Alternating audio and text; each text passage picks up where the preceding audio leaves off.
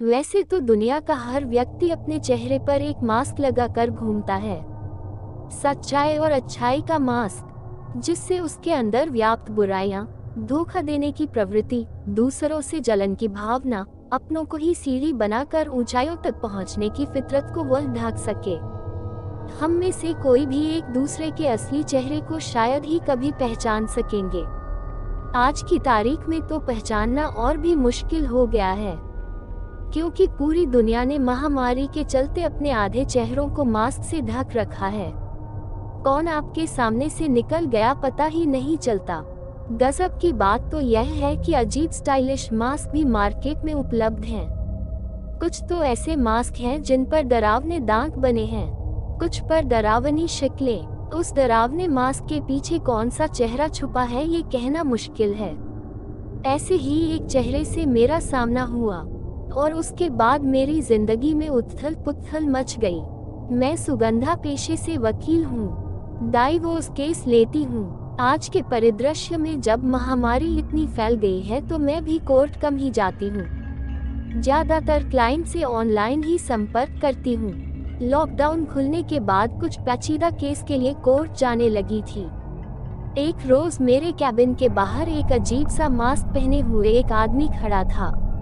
उसका मास्क गजब का डरावना था। ऐसा लग रहा था जैसे कोई ड्रैक्युला खड़ा हो जो अभी सबका खून पी जाएगा। और उसकी आंखें तो लग भी वैसी ही रही थी, एकदम लाल, जैसे वाकई में उनमें खून उतर आया हो। मेरी निगाह जब उस पर पड़ी तो वह मुझे ही देख रहा था। मैं एकदम सहम गई। डर की तरंगों ने अंदर तक मुझे झकझोर दिया।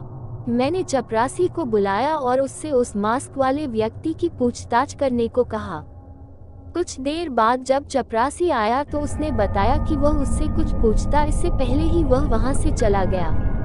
मैं मन ही मन सोचने लगी कि अजीब आदमी था।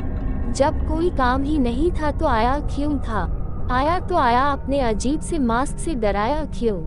दोस्तों, इससे पहले कहानी सुनाओ आपसे हाथ जोड़कर निवेदन है, प्लीज मेरे चैनल को सब्सक्राइब करें। अगर आप भी अपने बूढ़े दादा दादी से प्यार करते हो तो। अगर आपने चैनल सब्सक्राइब नहीं किया तो आपको अपने बूढ़े दादा दादी की कसम है। शाम तक मैं सब भूल चुकी थी। काम खत्म करके घर के लिए निकल पड़ी। कोर्ट के बाहर आकर अपनी गाड़ी का इंतजार कर रही थी कि अचानक फिर से वह मास्क वाला खौफनाक चेहरा मुझे फिर दिखा। उसकी आंखें अभी भी लाल थीं। उसने चेहरे को तो मास्क से ढक ही रखा था, अपने सिर पर भी अलग रंग के बालों वाली विग पहन रखी थी।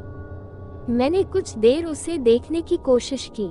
शायद कोई दोस्त हो जो मुझे डरा रहा हो, क्योंकि मेरे सारे दोस्त जानते हैं कि मैं कितनी डरपोक हूँ। पर मुझे नहीं लगा कि वह मेरा कोई दोस्त है। तभी अचानक वह मेरी तरफ बढ़ने लगा। मेरी दिल की धड़कन तेज हो गई। डर के कारण पैर लड़खड़ाने लगे। बस जल्दी से ड्राइवर गाड़ी ले आए और मैं उसमें बैठ जाऊं। यही प्रार्थना कर रही थी भगवान से। अब वह मुझसे सिर्फ 10 कदम के फासले पर था। मैं चीखना चाहती थी पर आवाज गले से निकल ही नहीं रही थी। तभी मेरी गाड़ी आ गई और मैं भागकर उसमें ऐसे बैठी जैसे किसी को खून करते देखने पर गवाह भागता है। घर पहुंचकर कम से कम 5 गिलास पानी पिया, फिर शांति से सोफे पर ही बैठ गई। दिल अभी भी तेज रफ्तार से धड़क रहा था। चेहरे पर पसीने की बूंदें साफ दिख रही थी। मैं अभी भी उस मास्क वाले व्यक्ति के बारे में ही सोच रही थी कि अचानक माँ की आवाज कानों में पड़ी। अरे, कम से कम घर आकर तो कोर्ट कचहरी को भूल जाया कर। चल हाथ मुंह धोकर खाने के लिए आ जा। एक पल को सोचा कि आज जो हुआ वह माँ को बता दूं, पर दूसरे ही पल अपने आप को रोक लिया। माँ बेवजह परेशान हो जाएंगी, वैसे ही मुझे लेकर परेशान रहती हैं। अगले दिन मेरे मोबाइल पर एक वीडियो मैसेज आया। कोई अनजान नंबर था। मैंने जब वह वीडियो देखा तो डर के मारे मोबाइल ही हाथ से गिर गया। उस वीडियो में वही मास्क वाला खौफनाक चेहरा किसी को बेदर्दी से मार रहा था और फिर मेरी तरफ इशारा करके बोला कि अब तेरी बारी। कुछ पलों के लिए आंखों के आगे अंधेरा छा गया। समझ नहीं आ रहा था कि कैसे रिएक्ट करूं। उस आदमी के पास मेरा फोन नंबर कैसे आया? वह मेरे बारे में और क्या क्या जानता है। ये सब बातें अब मेरे जहन में घूमने लगी। मुझे लगा कि इससे पहले कि वह आदमी कुछ और करे, मुझे कोई ना कोई ठोस कदम उठाना पड़ेगा। मैंने अपनी एक दोस्त जो कि क्रिमिनल लॉयर है और ऐसे कई साइबर क्राइम केस सुलझा चुका है, उसको संपर्क किया। फिक्र मत करो सुगंधा, तुम अपना फोन लेकर कल मेरे केबिन में आ जाना, मेरे दोस्त आशीष ने बोला। अगले दिन मैं आशीष के केबिन में पहुंची। उसने मुझे समझाया कि किस तरह हम ये पता लगा सकते हैं कि हमें भेजा गया वीडियो कहां से आया है। लगभग 2 घंटे बीत गए पर साइबर क्राइम वाले उस वीडियो की लोकेशन का पता नहीं लगा पाए। आशीष ने मुझे तसल्ली देते हुए बोला कि घबराओ नहीं, वह अपने कुछ और क्रिमिनल लॉयर दोस्तों से बात करेगा और इस मसले की तह तक पहुँच कर रहेगा। क्योंकि आशीष ने मेरे केस को हैंडल करने की जिम्मेदारी ले ली थी, इसलिए मैं बेफिक्र होकर अपने काम में लग गई। शाम को माँ का फोन आया कि उन्हें बाजार से कुछ सामान मंगवाना है। मैंने उन्हें दिलासा दिया कि मैं आते हुए ले आऊंगी, वह बाजार ना जाएं। ड्राइवर ने गाड़ी कार पार्किंग में पार्क करी और मैं मार्केट में चली गई। जब मैं सामान खरीद रही थी तब मुझे ऐसा आभास हुआ कि कोई मेरा पीछा कर रहा था। मैंने मुड़कर हर जगह देखा पर मुझे कोई नजर नहीं आया। मेरा भ्रम समझकर मैं सामान खरीदने में लग गई। कुछ देर बाद मैंने उस मास्क वाले खतरनाक चेहरे को मार्केट में देखा। वह मुझे ही घूर रहा था। ना जाने क्यों उसे देखते ही मेरे पूरा शरीर पसीने से भीग जाता है और सांसें एकदम तेज दौड़ने लगती हैं। मैंने अपना सामान उठाया और तेज कदमों से पार्किंग की तरफ बढ़ने लगी। मुझे ऐसा आभास हो रहा था कि वह भी मेरे पीछे पीछे आ रहा है। मैंने फटाफट अपने ड्राइवर को फोन लगाया और गाड़ी को पार्किंग से बाहर लाकर खड़े करने को कहा। गाड़ी आते ही मैंने तुरंत अपना सामान उसमें पटक दिया और बैठ गई। घर पहुंचकर मैंने तुरंत आशीष को फोन मिलाया और उसे सारी घटना बताई। आशीष बोला, सुगंधा कहीं ऐसा तो नहीं कि यह सब तुम्हारा भ्रम हो सकता है ऐसा कोई आदमी हो ही ना। मैं बोली, कैसी बातें कर रहे हो आशीष, भ्रम एक बार होता है, बार बार नहीं। आशीष बोला, अच्छा हो सकता है कि कहीं ये तुम्हारा कोई पुराना क्लाइंट हो जो तुमसे बदला लेना चाहता हो। मैं बोली, तुम पागल हो गए हो क्या आशीष, मैं एक डाइवोर्स लॉयर हूँ, तुम्हारी तरह क्रिमिनल लॉयर नहीं जो मेरे दुश्मन होंगे। अरे ये भी तो हो सकता है कि कभी तुमने किसी सरफिरे का डाइवोर्स करा दिया हो और अब वह तुमसे बदला ले रहा हो। आशीष हंसते हुए बोला, आशीष तुम्हें ये सब मजाक लग रहा है, तुम इस केस को सीरियसली नहीं ले रहे हो। रहने दो, तुम्हारे बस का नहीं है, अब इसे मैं खुद ही देखूंगी। ये कहकर मैंने फोन रख दिया। तभी मेरे पास एक और वीडियो आया। उस वीडियो को देख मेरे पैरों तले जमीन खिसक गई। वह वीडियो मेरे घर का था। घर में मेरी माँ काम कर रही थी। तभी अचानक दरवाजे की घंटी बजती है और वीडियो वहीं खत्म हो जाता है। फिर वह मास्क वाला खतरनाक चेहरा उस वीडियो में आता है और बोलता है, सोचो अगर दरवाजा खोलते ही कोई तुम्हारी माँ को मार दे तब तुम क्या करोगी। मैं निशब्द सी अपने बिस्तर पर बैठ जाती हूँ। मेरे सोचने समझने की शक्ति जैसे खत्म सी हो गई थी। कुछ समझ नहीं आ रहा था कि यह आदमी मुझसे चाहता क्या है। आज यह मेरे घर तक कैसे पहुंच गया, मेरे घर के अंदर का वीडियो इसने कैसे बना लिया। तभी मैंने अपनी माँ को पुकारा, माँ क्या आज सुबह 12:30 बजे कोई आया था। अरे हाँ, दरवाजे की घंटी बजी और जब मैं वहाँ पहुँची तो वहाँ कोई भी नहीं था। माँ ने सोचते हुए बोला, तो हो सकता है कि 12:30 से पहले कोई आया हो। मैंने सवाल पूछा, नहीं उससे पहले तो कोई नहीं आया था। अब तू मुझसे यह वकीलों की तरह सवाल जवाब करना बंद कर।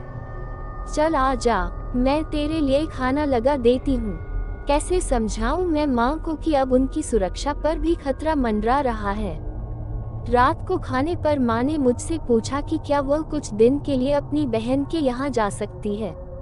अगर यह सब नहीं हुआ होता तो शायद मैं इस महामारी की वजह से माँ को ना कर देती, पर इस वक्त मुझे उनकी सुरक्षा की ज्यादा चिंता थी। मुझे लगा कि यह सही मौका है माँ को यहाँ से कहीं और भेजने का। मैंने उन्हें तुरंत हाँ कर दी और अगले ही दिन उन्हें उनकी बहन के पास रवाना कर दिया। माँ को भेजकर मुझे थोड़ा सुकून मिला। अब सिर्फ मैं हूँ और वह खतरनाक मास्क वाला चेहरा।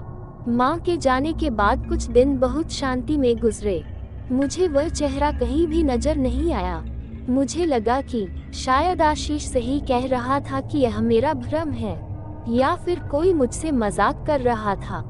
शनिवार का दिन था और कोर्ट में बहुत सारा काम बचा हुआ था। तभी मेरे ड्राइवर का फोन आया कि उसकी माँ की तबीयत अचानक खराब हो गई है तो उसे छुट्टी चाहिए। मैंने उसे छुट्टी दे दी। अब मुझे खुद ही गाड़ी चलाकर घर जाना था। शाम होते होते सारा दफ्तर खाली होने लगा पर मेरा काम अभी बाकी था। रात के 9:30 बजे मैं अपना काम खत्म कर निकली तो देखा कि अमूमन सारे केबिन के दरवाजे बंद हो चुके थे। ज्यादातर वकील जा चुके थे, सिर्फ 1-2 लोग ही बचे थे। अब मैं कार पार्किंग की तरफ बढ़ने लगी।